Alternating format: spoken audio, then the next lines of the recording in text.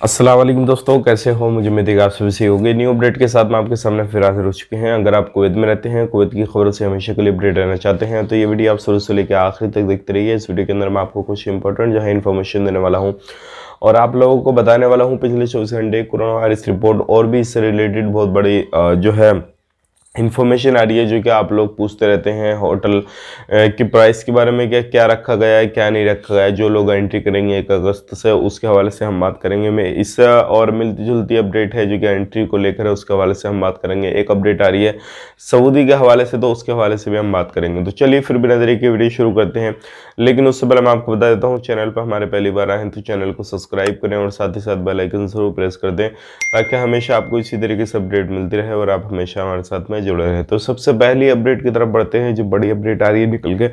अगर आप 1 अगस्त के बाद में इंडिया से या फिर अदर कंट्री से कुवैत के अंदर एंट्री करना चाहते हैं, तो जैसे कि हमने एक वीडियो में बताया था आपको कि अब जो है इनके ऊपर एक खर्चा और लगने वाला है, जिसमें कि इनको पेमेंट भरना होगा, वो है क्वारंटाइन का। तो काफ़ी ज़्यादा लोग हमसे सवाल जवाब कर रहे हैं कि कितना पैकेज रहेगा, कितना नहीं। तो मैं आपको बताना चाहूँगा, अभी पैकेज के बारे में कोई भी अपडेट नहीं दिया गया है, वो भी, और मैं आपको बताना चाहूँगा उस पर भी फाइनली फैसला जो है लिया नहीं गया है जिन लोगों को क्वारंटाइन रखा जाएगा। अगर क्वारंटाइन रखा जाएगा तो भी फाइनली अपडेट आ जाएगा, लेकिन वो अभी बात चल रही थी तो वो मैंने आप तक शेयर की थी। लेकिन फाइनली फैसला जैसे ही कुछ आता है कि भाई पैकेज कितने का रहेगा, क्या रहेगा, कौन सी कंट्री से लोग आएंगे, कैसे कैसे आएंगे, क्या प्रोसेस रहेगा, तो हम आप तक शेयर कर देंगे। फिलहाल में जिस तरीके से नॉर्मली एंट्री करते हैं 1 अगस्त से, अभी तक तो ऐसे ही करेंगे, ये चीज़ भी मैं आपको बताना चाहूँगा।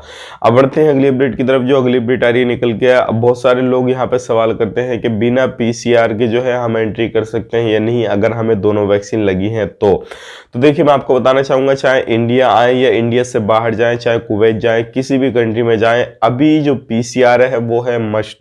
आपने वैक्सीन ली न ली वो मैटर नहीं करता।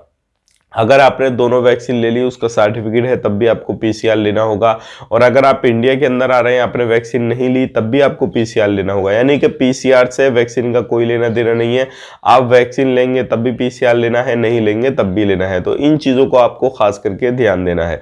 अब बात कर लेते हैं पिछले 24 घंटे कोरोना वायरस रिपोर्ट के बारे में, ताकि आपको मालूम हो जाए क्या अभी हालात चल रहे हैं कुवैत के, क्या नहीं। 15,878 जो है नए टेस्ट हुए हैं। टोटल जो टेस्ट हो चुके हैं 31,09,840 हो चुके हैं। 1737 रिकवरी हुई है। टोटल रिकवरी 3,52,208 की हुई है। 321 ICU में केसेस हैं और अभी भी जो मरने वालों की संख्या है 24 घंटे के अंदर काफ़ी ज़्यादा है। 18 लोगों की मौत हुई है। टोटल मौत 2,089 की हुई है, जिसमें कि 1617 नए केसेस आए हैं। अगर देखा जाए तो ये केसेस भी काफ़ी ज़्यादा संख्या है, 1617 नए केसेस की। और टोटल जो केसेस हो चुके हैं 3,72,549 हो चुके हैं।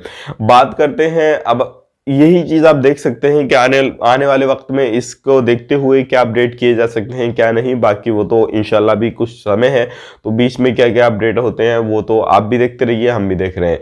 अब बात कर लेते हैं डेली एंट्री के हवाले से। अब डेली एंट्री जो है लोगों को वो 5,000 जो है मिलना शुरू हो गई है।